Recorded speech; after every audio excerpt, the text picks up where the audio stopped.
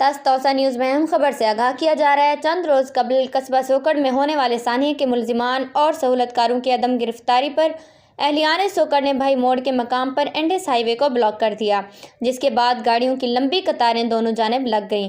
احتجاجی مظاہرین کا کہنا تھا کہ ہمارا ایک بندہ قتل کر دیا گیا، متعدد زخمی ہوئے، ہمیں دھمکیاں دی جا رہی ہیں، مگر تاحال نہ تو اصلی ملزم گرفتار ہوئے نہ ہی سہولت کاروں کے خلاف ایکشن لیا گیا۔ جب تک ہمارے ملزم گرفتار نہیں کیے جاتے ہمارا احتجاج جاری رہے گا۔ اس موقع پر ڈی ایس پی توسا ریحان الرسول نے موقع پر پہنچ کر احتجاجی مظاہرین کو ملزمان اور سہولت کاروں کی جلد گرفتاری کی یقین دہانی کرائی۔ آئیے آپ کو دکھاتے ہیں یہ رپورٹ۔ رانیہ خان، توسا نیوز، توسا شریف۔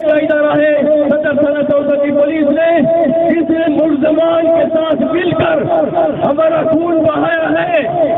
شوبر کے عوام کا ایک شوبر کے اندر خون کی ہولی کیے ہیں۔ ایک جوڈیشل کمیشن نہیں بنتا۔ میرا مطالبہ ہے کہ اس واقعے پر جوڈیشل کمیشن بنایا جائے اور اس کی تمام تر منصوبہ بندی۔ سر نیکسٹ جی کیا ہو سی ساری جو مطالبات؟ بڑا ایک حساس ایک وقوع ہوا تھا جی، حادثہ ہوا تھا یہاں پر، ایک واردات ہوئی تھی بلکہ، جس میں ایک بندہ بیچارہ قتل ہوا۔ ہمارا بلوچستان پولیس کا کانسٹیبل تھا بیچارہ، غریب سا بچہ تھا، اور 5 بندے زخمی ہوئے۔ اس پر پھر ہم نے فوری طور پر ریڈ کیا۔